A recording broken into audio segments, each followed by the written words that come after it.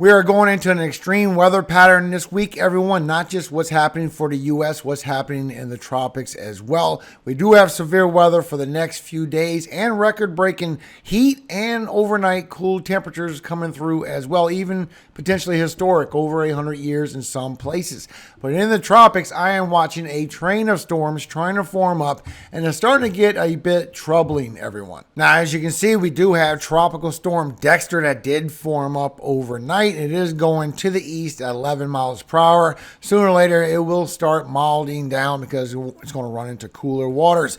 But happening right now, we do have a lot of storms moving across Texas. This is bringing some damage and winds. This is one of those squall lines I told you about yesterday. And we have chances for tornadoes for today. For the next couple of days, we're going to go into a very active pattern where we have a lot of storms coming around the ridge while you have this very intense heat across the southwest where you might break a record. I know it's very weird to say, hey, Arizona, you might break a record, but I think you will. But by the end of this pattern, as we go towards Thursday, maybe even Friday, showing that we have a couple of worrisome things that's going to collide together. Maybe two storms becoming one. So I'm going to show you the latest information in this video. So for the severe weather pattern and the temperatures, you can see as we go through today and for tomorrow, we do get this shortwave trough that comes through from Canada all the way towards the upper Midwest, while we get this big heat dome that's building across the southwest. Now this will continuously bring you severe weather as you go through for today, for tomorrow.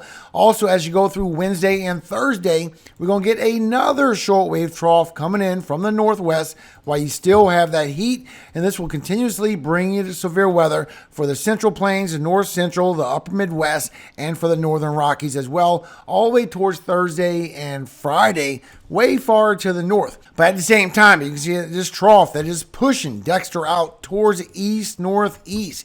This trough is going to move towards the east, and then you're going to be left with a high ridge. Now, when you have a high ridge, it's going to pull whatever's trying to form over here across the southeast, either towards the west, towards the northwest, or even towards the southwest and go back into the Gulf. Now you can see that it does pull it towards Florida and towards the coast as we go through the few days all the way until next weekend.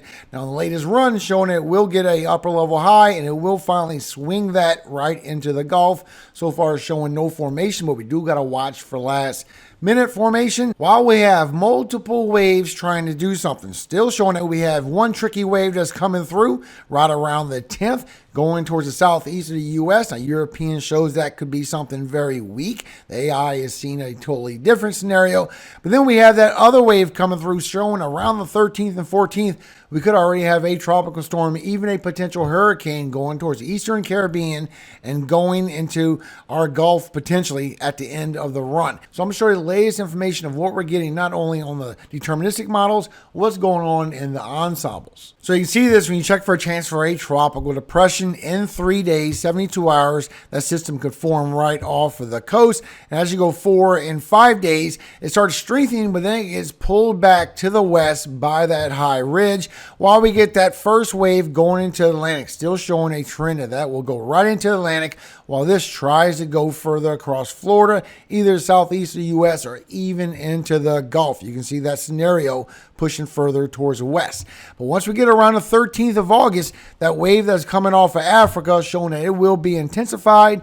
The dust will be further towards the north. And as we go literally 11 and 12 days, there's multiple areas it could go. It could go around a high pressure around the southeast, a threat towards the east coast potentially. There is a low chance for it to be a fish storm, but not as much as what we have now with the waves. And there's a bigger chance it could go further towards the west, everybody. So first, let's go through the deterministic model so you can see what each array of model is trying to hint at, because there is a few storms that we need to keep our eye on for this week, everybody. So you can see right here with the European, as you go literally past 4 days all the way towards Thursday, you have Dexter pulling out, you have that trough going out, you have that high ridge pulling this back towards the west, showing by the Euro that would just be a group of disorganized thunderstorms, bringing your rainfall, maybe another threat as we go along. But once we get past the 11th, here comes that wave coming off of Africa, off the MDR, showing it could go all the way down towards a tropical storm as we go through the middle of August and travel further along that west-northwest path and just keep on going. Now, the Euro AI is taking this front-induced storm right off the southeast and pushing it across Florida into the Gulf. Still not bringing a big system or anything out of it. So far, it's just a group of disorganized thunderstorms, but we definitely need to watch that. But that one that's coming around the 14th and 15th, showing it might be a little bit further towards the north, and it will go further into Atlantic towards the East Coast, where it could pose a threat, but it could be a fish storm as well. This right here would threaten Bermuda, but it's showing that we need to watch that wave. That one that's coming off the coast of Africa shows to be the strongest one out of all of them. So many possibilities on that one. But the GFS is showing some of the bad case scenarios, of course, because GFS is always made for your worst case scenario. It always gets it sensitive to where it shows you what the most extreme could be, where the Euro is more conservative, so you can see your lesser and your higher chances of what could possibly happen. And you can see over here off the coast of the Carolinas, so showing more likely will be just a group of disorganized thunderstorms, but it could bring two upper level lows that might bring thunderstorms in two different areas. So we do need to watch that trough, not showing any kind of buildup out of it, out of any deterministic model. But the GFS is seeing a different storm in general. Now look at this. Now GFS is taking that tropical wave that's coming around the 10th further towards the north, but it's also showing that that high pressure will be expanded, and it could be a big threat for Turks and Caicos, for Eastern Caribbean, also across Bahamas and the southeast, showing a very powerful storm. If you go by the next run, the 6Z that just come out this morning, GFS is consecutive. It's not letting it go. It could travel further towards the north, be a weaker system, but show that the high pressure will expand out, and that would be a growing threat. So we do need to watch these waves coming off the MDR, everybody, because just because they come a little further northern, remember, these cones could shift and change dramatically. So showing you the latest trend, showing that the wave that comes by August 7th, and you can see Dexter going out. Dexter's not an issue, never was. Showing by the experimental model of the AI, showing more likely will be a fish storm on that wave coming out. You can even see this trending with Weather Next Generation. Also, when you go by the Euro ensembles, is seeing that as well as what could form over here along the coast. So we do need to watch that. But just for the hint of this wave, you can see this. But remember, we have three waves, not just the one that's heading towards Atlantic. That's pretty much a fish storm. It's just a little concerning. And you watch this right here. We have a sneaky wave that's coming right around August 13th. This is what GFS is seeing go around the East Coast or possibly go into the Gulf. Look at the ensembles. Showing something going into the Caribbean and maybe even going towards the Eastern Pacific or going right into our Gulf. So this one's the one that you have to watch for, especially if you're in the Gulf, is right around the 12th and 13th. This is with our experimental model, and you can see what Weather Next Generation showing the same outcome potentially. So we do need to watch this, everyone, because all these is showing a hurricane on both of those, showing a hurricane potentially going into the west. So we got to watch that. Then we have the one that's right behind that, showing that would be right around the 15th. So we have multiple waves. We have something forming up by the 7th, by the 12th, and by the 15th, coming from the Eastern Caribbean, the Western MDR, the main development region, showing with our experimental model that this could more likely go towards the East Coast, a long-range push, which would be a stronger storm. So remember that would be a bad scenario, but it could be a little bit weaker and maybe head towards New England. It could weaken down and head further north, but in reality, this isn't looking good on this wave, everyone. Look at Weather Next Generation, also agreeing even a tighter coupling of these ensembles. Look at this. These ensembles are in a good agreement all the way up to this point that this is going into this direction, right towards the East Coast. We need to watch it. Look, it can go towards the southeast. It could curve and go towards the East Coast or the Northeast. Being a fish storm really isn't favored by too many of the ensembles. These are pushing towards the west on that one. Also, when you look by the Euro ensembles, you can see that westward push on that wave as well. We have a good chance of knocking off a bunch of names. Now, we are already, believe it or not, ahead of our Atlantic hurricane season. Usually our D name storm, our fourth name storm, is not until the middle of August. So we are already ahead of schedule, even though it's been very quiet. So after Dexter, we got Aaron, Ferdinand, Gabrielle, and Humberto. And I think we're going to see multiple names start popping off either in the Caribbean or the Atlantic soon. The latest from National Hurricane Center has Dexter, which is still no threat. What's forming right off the southeast of the U.S. is that 30% chance as a gradual development of a system could form. I will keep you updated on that. Plus what's over here in the MDR, the main development region, is up to 50% in the next 7 days as this moves generally west-northwest into the central Atlantic. I will keep you updated. If we get a strengthening high pressure, it could push that towards the west as well. And we have another wave that just came off the coast of Africa. That's the one that's looking very concerning. Now, I want to go real quick through your air quality alerts. Also, what's going on with your temperatures. You are going to bring some record heat. Also, some overnight cool temperatures, which could be historic as well for some of you. Then I'm going to go through your severe weather. Now, you can see right now, live look, we have problems for sensitive groups. All this orange is for problems for people with sensitive problems breathing, asthma, or if you have some kind of issue with breathing, you need to be aware of going outside today from the Canadian wildfire smoke.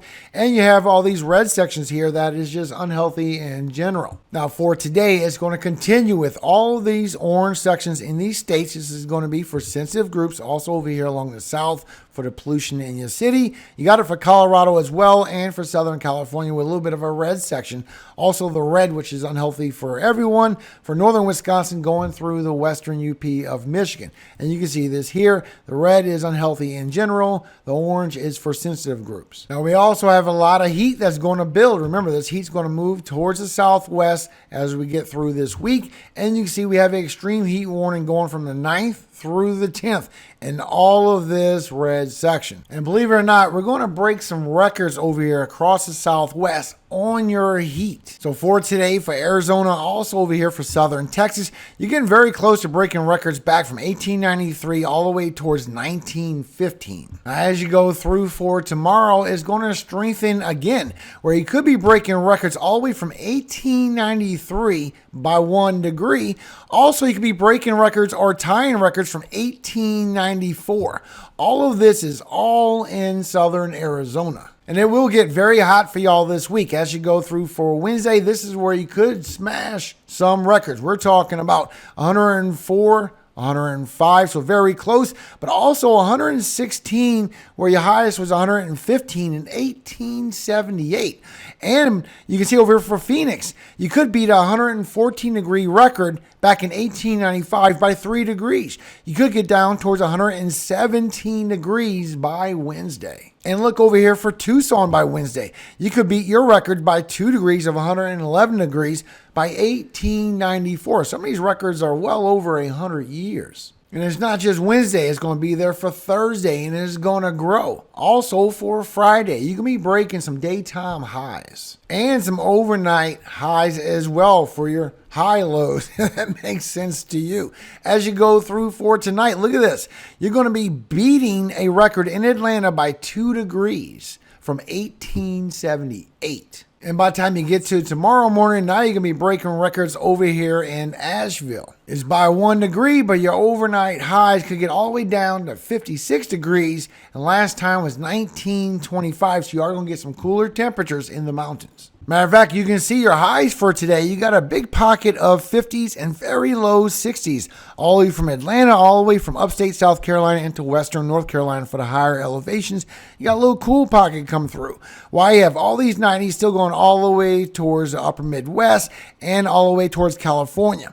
Very hot across the southwest, all the way through southern New Mexico, southern and western Texas. And tomorrow is going to be more of the same. A lot of hot temperatures kicking in, while you have some very nice cool down temperatures over here from northern Georgia, upstate South Carolina, going through western North Carolina. Now, real quick on our severe weather pattern, because we're going to be in the same pattern all week. Yesterday, we did get 3 tornado reports, also almost 40 wind gusts and wind damage reports, with 43 hail reports. And for today, you can see your marginal has grown. You even have that slight risk, and you do have the threat for tornadoes for today as these storms come right off the Rockies. So far, it's for North Platte, Nebraska, and Sterling, Colorado, a chance for a tornado today. You have a big wind threat for today, even at 15% where I'm seeing higher winds. So here's your cities and states at risk for severe weather for winds for today. And our hail threat, which could be significant. Chances for 2 inches are greater in this black hatched area.